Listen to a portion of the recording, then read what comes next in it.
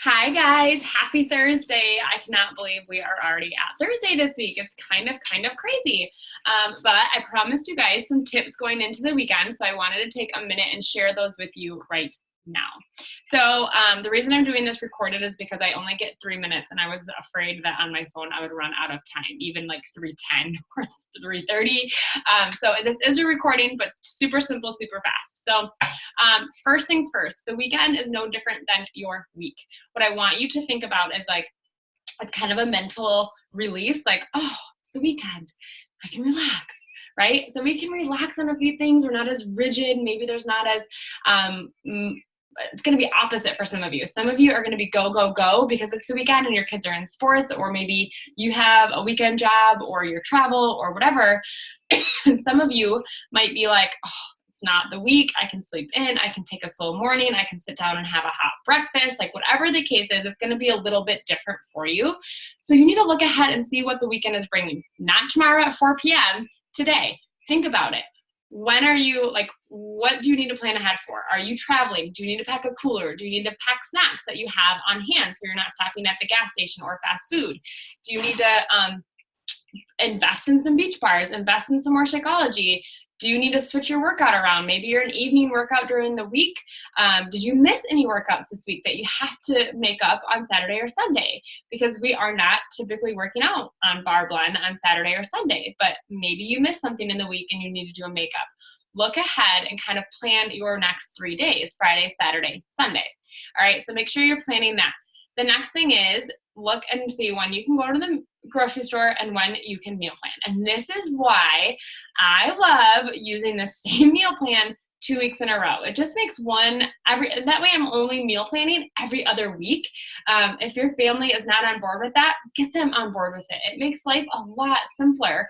And you might find that you have leftover noodles from spaghetti night or leftover turkey burger from Taco Tuesday, or maybe this happens to us where it's like, oh, I didn't have a chance to get, or something came up, so we didn't have a chance to have that meal, and you have those ingredients in the fridge or pantry. So make sure that you know when you can do your meal plan and know when you can do your grocery store run.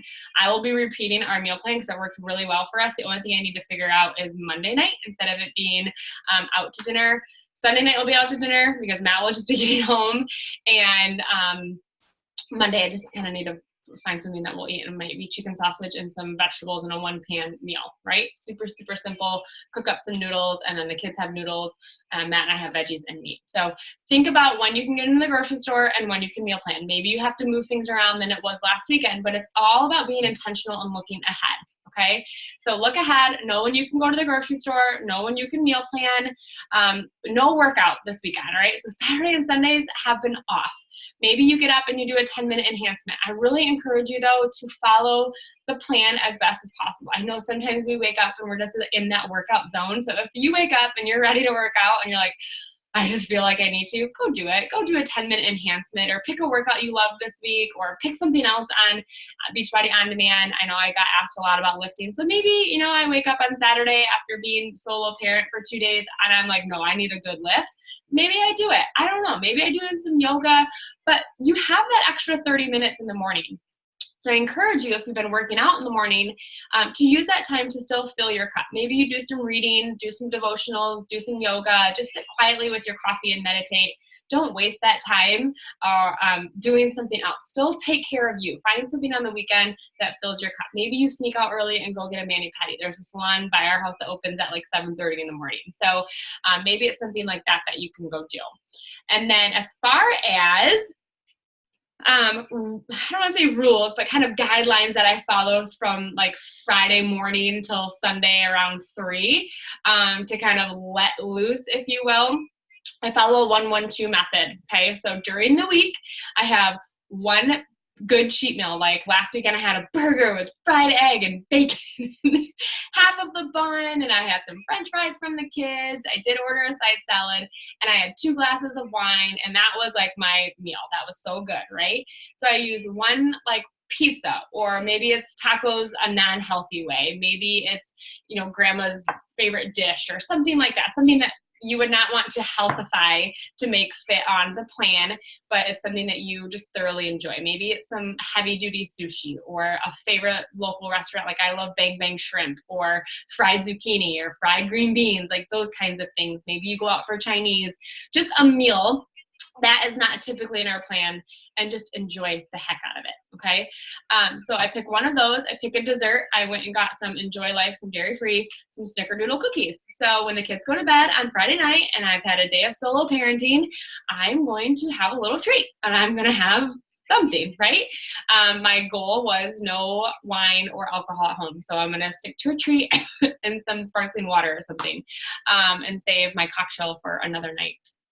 So one heavy, delicious meal, one dessert, so something that feels good. I just still stay away from dairy because it just genuinely does not make me feel good. Okay, so I might have candy or dairy-free ice cream or dairy-free cookie, just something. I try not to pair the dessert and the meal on the same night. So I try to have like a little bit throughout the week versus having it all in one sitting. I might have 2 items together, probably like the cheat meal and a glass of wine. But I try not to do it all in one sitting. And then I pick 2 cocktails that's like if I'm like really trying to get results, I stick it to 2 cocktails a week. So maybe one on one night and like one each weekend night, or maybe I have 2 in the same weekend. But I went through January and I said no alcohol at home, just to kind of break the habit of having a glass of wine at night with Matt. Or 2 or 3. We're flying through them during the holidays. So just made that my own personal goal, no alcohol at home. But if you are at home, come February, I might have a glass of wine on a Friday night. So that's kind of a rule that I follow through the week. It keeps me feeling on plan, but it also just helps me feel in control, and I'm not like rushing to wherever at the end. And then last but not least, I try to keep all of that stuff in between Friday morning and Saturday and Sunday night. So Sunday night's meal is healthy. I don't like waking up Monday and feeling like bogged down by my meals or my food choices. So Sunday night is typically a healthy meal and no alcohol. Okay, so that's just something that helps me just get prepared for the week the night before. So that's one rule that I have for myself when it comes to that. And then Saturday morning, I try to keep that healthy too, because what can happen is the mentality of, I already screwed up breakfast, I might as well screw up lunch. Now I screwed up breakfast and lunch, I might as well screw up dinner. And it goes into this whole day instead of like a healthy breakfast. And maybe lunch is a little wonky, and then maybe dinner's a little wonky. And then Sunday, I try to have my healthy, consistent breakfast. That's one thing I learned from To Be Mindset. Having that same healthy, consistent breakfast creates that routine. And then maybe lunch is your cheat meal, Sunday at lunch, but then Sunday dinner is healthy again. So just some routines and weekend tips and tools that I use for myself that keeps me accountable and on track without feeling deprived. So I have to go pick up Hayden. I hope these tips were helpful. Let me know which ones you are implementing this weekend. If you have something coming up and you're not sure how to prep, or a favorite meal that you want to enjoy but make healthy, whatever, if you have questions on anything, comment below. That's what we're here for. Me and the other coaches in here can do our best to help you answer those, and just to give you a breath of life and point you in the right direction. So hopefully this was helpful. We will see you guys in a little bit.